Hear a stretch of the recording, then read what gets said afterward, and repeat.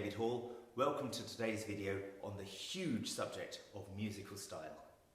Now, as the centuries fly by, musical styles change. This is a gross oversimplification, but the 17th century is known as the baroque period, the 18th century as the classical period, the 19th century as the romantic period, and the 20th century as the modern period. Now, to my mind, baroque music sounds as if it should really be played on an organ or a harpsichord and wouldn't sound out of place in a church setting at the beginning of a service. Classical music, on the other hand, sounds like it should be in a stately home and a composer would be wearing a wig and might be playing to an imperial prince or king. Romantic music sounds like it should belong in a concert hall and the pianist would be wearing a bow tie. Then modern music is music of the machine age, much more rhythmic, not afraid of dissonance, and sounds like it could be from a film score. That's a possible way into listening to these different styles of music, but it just won't do in an essay or an exam. You need to have technical answers, and you need to think about these parameters: melody, harmony, texture, dynamics, articulation, and ornaments. We need to know how composers from each era dealt with these aspects of music, and we need to know the proper vocabulary to describe these aspects of music. Now, here are three of my favourite Baroque composers: Handel, Bach, and Vivaldi. There's a piece of Bach playing now. Listen to the continuous semiquavers. The melody isn't broken into phrases, it's just continuous semiquavers, long phrases. You won't hear chords in this piece. This piece is counterpoint. That's when you have one melody layered on another melody, layered on another melody. The articulation is quite detached, and the dynamics are quite steady. Now, here are two extremely famous classical composers, Mr. Mozart and Mr. Haydn. Now, classical music tends to have a much greater variety of crotchets, quavers, minims, dotted rhythms, all organised nicely into full bar phrases with breath, more like a song. Classical music often has a distinct melody and an accompaniment with simple chords, often just chords 1, 4, and 5. Here are three romantic composers. And like me, you might be guilty of mainly playing romantic music if you're a pianist. These composers are Schumann, Mendelssohn, and Chopin. But the music you're hearing is a piece of Brahms. Listen to how rich the chords are. There are more chromatic chords. There's more sustaining pedal. There's more variety of dynamics, especially crescendos and diminuendos. The phrases can sometimes be longer, and these composers use the full range of the modern piano. Now, here are three modern composers: Bartók, Stravinsky, and Messiaen. Modern music tends to have a bit more rhythmic drive in a more kind of metronomic sense. The melodies will often be more angular. There'll be freer use of dissonance and percussive sounds. Now, there's one modern jazzy composer here. Now, I wouldn't say Gershwin was one of the great jazz musicians, but he was an establishment composer who incorporated jazzy elements. So if you're doing a music exam and they play a piece of jazzy music, Gershwin's a fairly sensible bet for who might have written it. Jazzy music has a clear melody and bass line. The chords are often quite colourful, but they're based on 2, 5, and 1. But with like chromatic alterations. Obviously, swing is a key element of jazzy music. Instead of da da da da da, it often goes da ba da ba da ba da da. The phrases will be 4 bars long, but with unexpected accents here and there. Now, I'll go through all those styles in much more detail at the piano. At the piano, it is always good to play a variety of music from each era. See if you can find 5 short pieces, one from each era. So, grab your copy of There's More to Playing the Piano by David Hall and turn to page 68, where you will find a really useful table that goes through the historical eras, Baroque, Classical, Romantic, Modern, and those parameters we talked about earlier: melody, harmony, texture, dynamics, articulation, and ornaments. You'll find this table really useful if you're preparing for oral tests, particularly because it doesn't mention musical instruments at all. So this is just if you're listening to piano music, these are things you can listen out for to determine what period the music was written in. So we'll start by looking at the Baroque era, which is this first column. Now, earlier I said the Baroque was the 17th century. That's not quite true. If I had to put a date on it, I'd say the Baroque period started in 1601, when they invented opera, and ended in 1750 with the death of Bach. So actually 150 years, 17th century and the first half of the 18th century. Now, according to this table, Baroque melody is often continuous semiquavers, long phrases without breaths.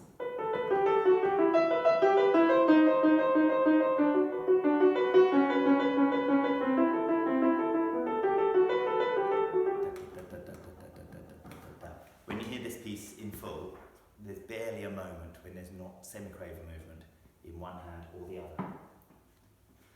Harmony, resultant from the counterpoint.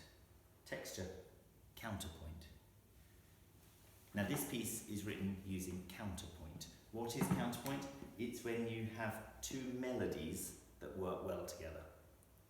So we're not thinking chord, we're thinking melody and another melody.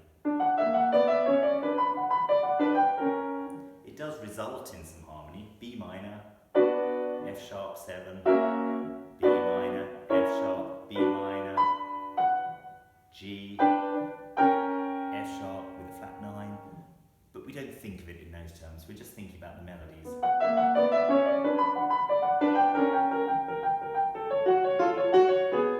So counterpoint is a lovely, lovely texture that you find a lot in the Baroque period. Dynamics, terraced. Now terraced dynamics is when you have 4 bars at one level, say forte, and then 4 bars at piano, and then 4 bars at forte.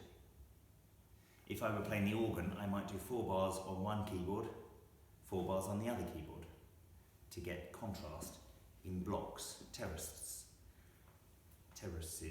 Now, if you have an orchestral piece, you might have 8 bars with the full orchestra, then 8 bars with just the harpsichord and the cello, then 8 bars with the full orchestra again, so terraced dynamics. When pianists play Baroque music, they will often add crescendos and diminuendos, but they're certainly not written in the music. They just didn't use crescendos and diminuendos in that time. So this piece of Bach I'm playing in a moment has no dynamics written in at all. Articulation, detached. So not legato, not staccato, but somewhere in between. Bringing out the little details of the ideas. It's supposed to emulate the tonguing on a recorder or the separate bows of a violin, detached playing. Ornaments, many trills and mordants in Baroque music. Here's a famous one by Bach. It starts with a mordant. Then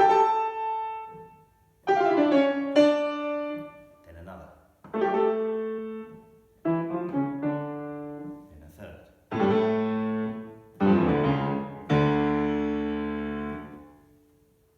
So, about an hour ago, when it was still bright outside, I recorded a good chunk of this Bach. This is the toccata in E minor, for you to listen out for all those features.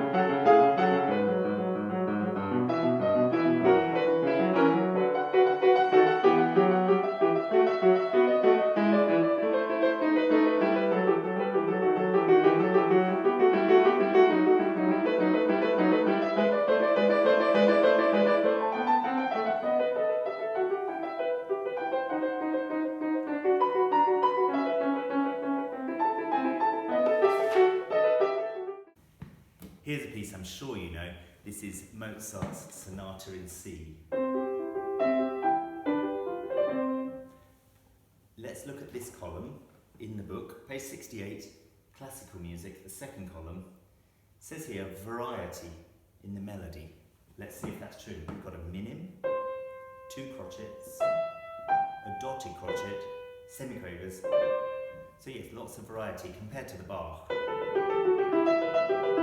With its continuous semiquavers, there's lots of variety here. 4-bar phrases. Well, here we've got actually 2 bars. 1, 2, then an answering phrase. 3, 4. Now a complete change. This is the next 4 bars.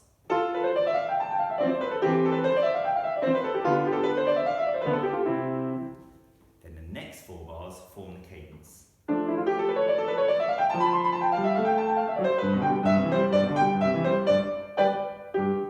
So yeah, we've got 4-bar chunks of music. Now harmony, 1, 4 and 5. Classical music really does mainly use 3 chords, 1, 4 and 5. Have a listen to this. This is a C major chord called 1. 1, 5, 1. 4, 1, 5, 1, 4, 1, 5, 1, 2, 4. Now here, it moves to a different key. We're now in G major, and it goes 1, 4, 1, 4, 1, 1, 1, in the new key of G major. So mainly chords 1, 4 and 5, but modulating sometimes. Now texture, melody plus accompaniment. Very clear in this piece. This is the melody. The accompaniment is broken chords.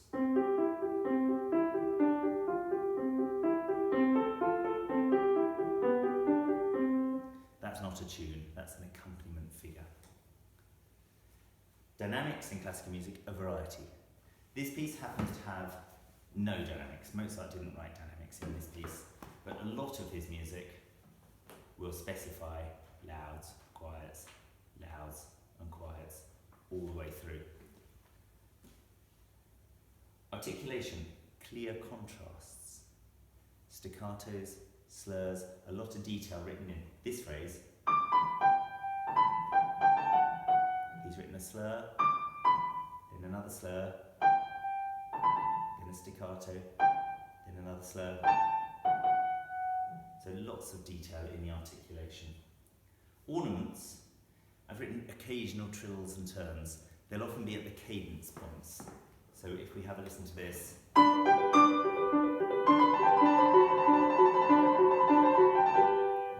Very long trill at the cadence. So here's a piece of Mozart's Sonata in C major.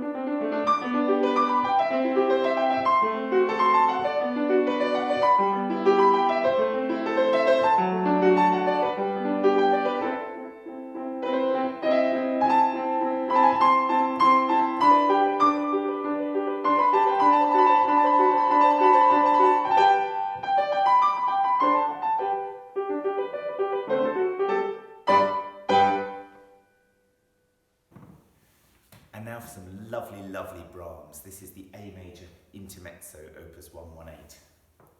If we take a look at this column, romantic music, we should expect the melody to be grouped into long phrases that stretch beyond expectations.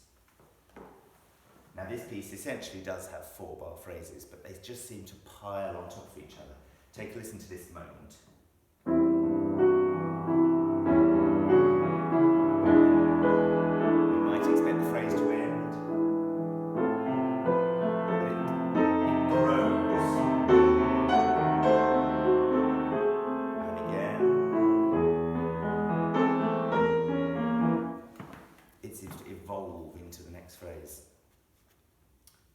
Harmony, chromatic chords.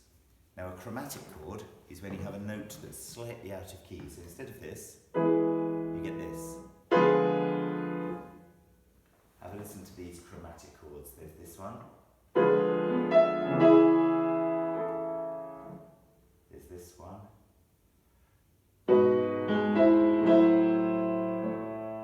There's this one. Full of colourful chromatic chords. Texture, the full range of the piano. So Brahms uses this chord up high, and he uses this chord down low. But it's not just the full range of the keyboard, it's the sustaining pedal, it's the voicings of the chords, it's the full expressive capabilities of the modern piano that he uses. The sustaining pedal, of course, affects the texture that we hear. Dynamics. Great variety, often giving character. Now there is a great variety. Nearly every bar has a dynamic marking. Piano, crescendo, dolce, forte, crescendos, diminuendos, all over the piece. There's other words like espressivo and dolce that suggest ways to give character to the music. Articulation.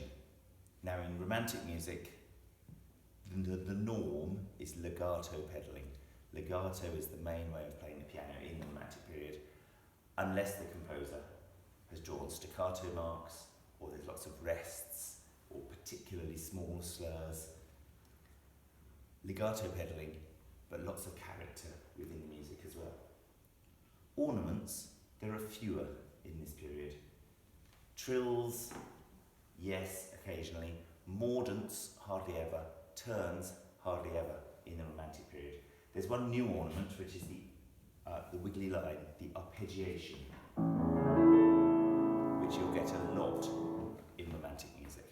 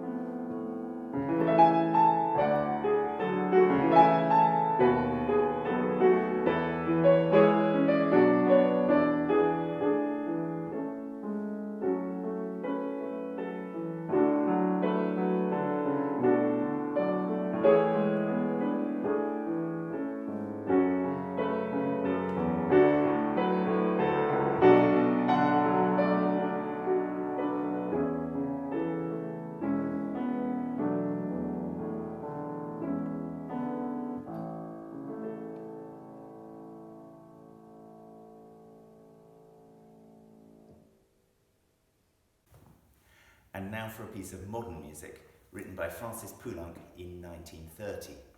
Have a listen to this melody, which is angular. So big leaps, changing direction constantly, with the rest of the texture even more so. There's dissonance. Take a listen to this chord.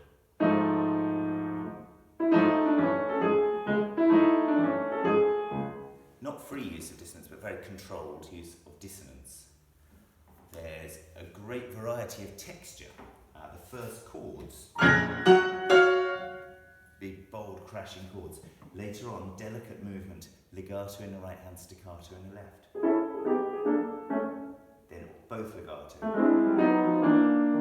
Then legato in the right, staccato in the left. Boom and crash again. So the texture changing within each bar. There's a great variety of dynamics. At the top of the page is double F, fortissimo. At the bottom of the page is pianissimo, everything marked in. Articulation, again, great variety, often percussive. There are staccatos, there are legatos, everything's very clearly marked, and he's written when he wants the pedal and when he doesn't. Ornaments, not so many in this period.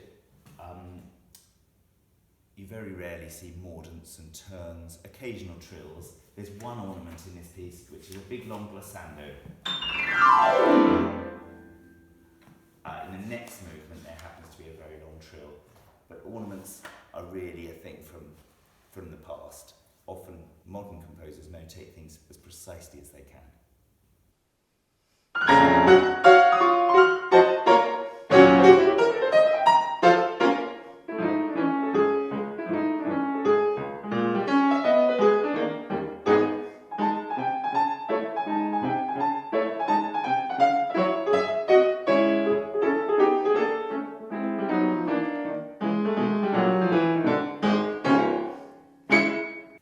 For a modern jazzy piece, this is Ladybird by Tad Dameron. Straight away you can hear it swing.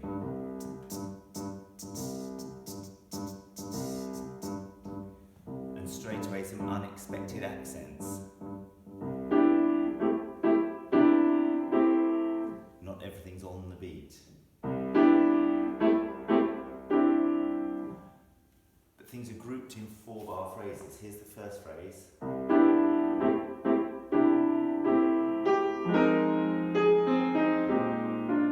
Second phrase.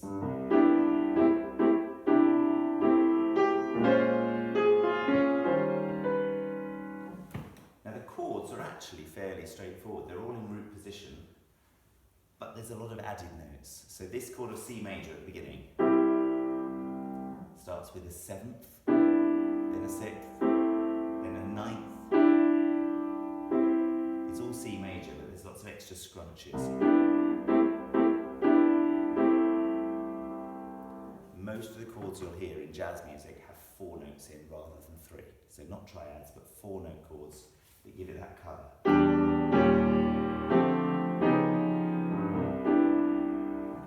The texture is melody and bass line. Melody.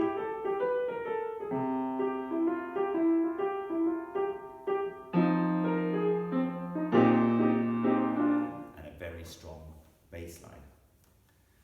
Variety. Well, this is quite unusual in a jazz piece in that it's quite soft and colourful. A lot of jazzy music is quite punchy and loud. Articulation, a huge variety. So we've got the double bass. We've got the soft muted brass. We've got the saxophone solo.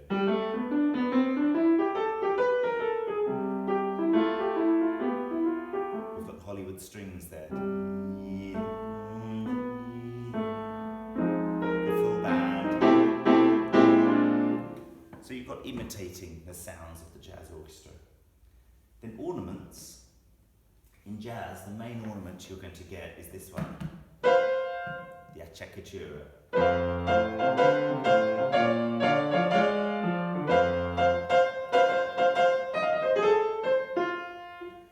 Which imitates the blue notes that the singers and the instrumentalists can do. On the piano, the acciaccatura fulfills that role.